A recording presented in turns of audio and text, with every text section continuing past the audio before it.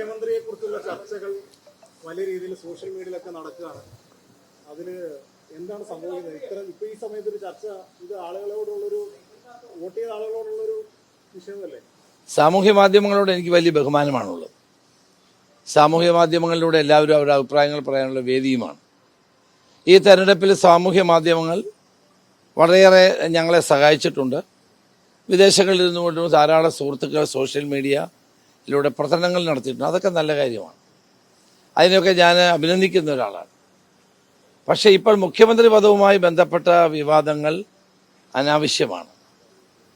കാരണം ജനങ്ങൾ വോട്ട് ചെയ്ത് ആ മെഷീൻ സേഫ് കസ്റ്റഡിയിലാണ്. അത് പൊട്ടിച്ചിട്ടില്ല, എണ്ണിയിട്ടില്ല. 4-ാം തീയതി മാത്രമേ വോട്ടെണ്ണി തുടങ്ങുകയുള്ളൂ. അപ്പോൾ വോട്ടെണ്ണി തുടങ്ങുന്നതിന് മുമ്പ് നമ്മൾ ഇത്തരം വിവാദങ്ങൾ ഉണ്ടാക്കുന്നതിനകത്ത് ഒരു അർത്ഥവുമില്ല. ഞാനേതായാലും ഈ വിവാദത്തിൽ പങ്കെടുക്കാത്ത ഒരാളാണ്. ഞാൻ സോഷ്യൽ മീഡിയയിൽ ഒരു തരത്തിലും ആർക്കെങ്കിലും അനുകൂലമായിട്ടോ എനിക്ക് അനുകൂലമായിട്ടോ മറ്റുള്ളവർക്കെതിരായിട്ടോ ഞാനൊന്നും ചെയ്തിട്ടില്ല. അതുകൊണ്ട് എനിക്ക് പറയാൻ കഴിയും, ഇത് അനാവശ്യ വിവാദമാണ്. ഈ വിവാദത്തിനൊരു അർത്ഥവുമില്ല. അത് നമ്മളെ വോട്ട് ചെയ്ത് നമ്മളെ വിജയിപ്പിക്കാൻ കാത്തിരിക്കുന്ന കേരളത്തിലെ ലക്ഷോപലക്ഷം വരുന്ന ജനങ്ങളുടെ മനോവീര്യത്തെ, പ്രവർത്തകരുടെയും മനോവീര്യത്തെ കെടുത്താൻ മാത്രമേ ഇത് സഹായിക്കുകയുള്ളൂ. അതുകൊണ്ട് ഇത്തരം വിവാദങ്ങളിൽ നിന്ന് എല്ലാവരും ഒഴിഞ്ഞു നിൽക്കണമെന്നാണ് എൻ്റെ അഭിപ്രായം. ഈ രണ്ട് പേരുകളിലേക്ക് മാത്രം ഈ സോഷ്യൽ മീഡിയയിലെ ചർച്ചകൾ പോകുന്നു. അങ്ങയുടെ പേര് ഇതിലേക്ക് വരാത്തത് ബോധപൂർവമാണെന്ന് കരുതുന്നു. അല്ല, അത്തരം വിവാദങ്ങൾക്ക് എനിക്ക് താല്പര്യമില്ലാത്തതുകൊണ്ട് തന്നെയാണ്. സോഷ്യൽ മീഡിയയിലൂടെ അല്ലല്ലോ കേരളത്തിലെ കോൺഗ്രസിൻ്റെ മുഖ്യമന്ത്രിയെ തീരുമാനിക്കുന്നത്. അതിനൊരു സംവിധാനം ഉണ്ടല്ലോ. കോൺഗ്രസ് ആദ്യമായിട്ടല്ലല്ലോ മുഖ്യമന്ത്രിയെ തീരുമാനിക്കുന്നതും ഗവൺമെൻറ് ഉണ്ടാക്കുന്നതും. അപ്പോൾ അതിന് വ്യവസ്ഥാപിതമായ മാർഗങ്ങളുണ്ട്. അത് ആ സമയത്ത് കോൺഗ്രസ് ഹൈക്കമാൻഡ് തീരുമാനിക്കേണ്ട കാര്യമാണ്. അതിനു മുമ്പ് നമ്മൾ വിവാദങ്ങൾ ആരും ഉണ്ടാക്കുന്നത് ശരിയല്ല എന്നാണ് അത് ഞാനടക്കം ആരും ഉണ്ടാക്കരുതെന്നാണ് എൻ്റെ അഭിപ്രായം. അതുകൊണ്ട് തന്നെയാണ് ഞാൻ അത്തരം വിവാദങ്ങളിൽ പങ്കെടുക്കാതെ മാറി നിൽക്കുന്നത്. അല്ല, അതാ ഞാൻ പറഞ്ഞു, അത്തരത്തിലുള്ള ഒരു വിവാദത്തിനും ഒരു പ്രസക്തിയുമില്ല.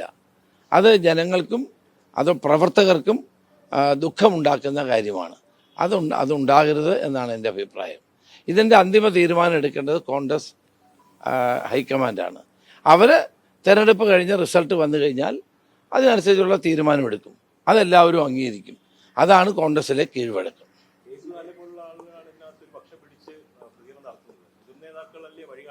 അല്ല, എല്ലാ വിവാദങ്ങളും ഒഴിവാക്കണം എന്നുള്ള ഒറ്റ വാചകമാണ് എനിക്ക് അതിനെപ്പറ്റി എല്ലാം പറയാനുള്ളത്.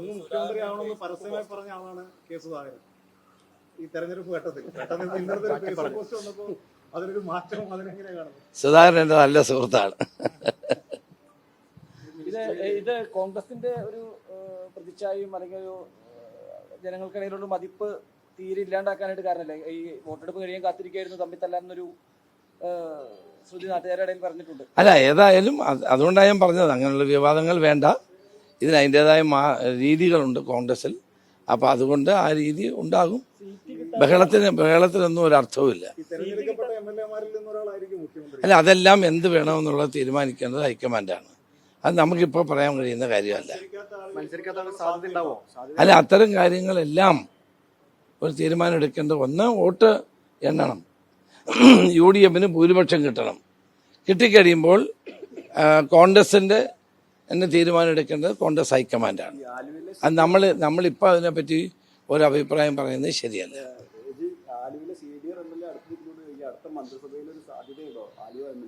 അല്ല, അത്തരം എല്ലാ കാര്യങ്ങളും തീരുമാനിക്കേണ്ടത് കോൺഗ്രസ് ഹൈക്കമാൻഡാണ്.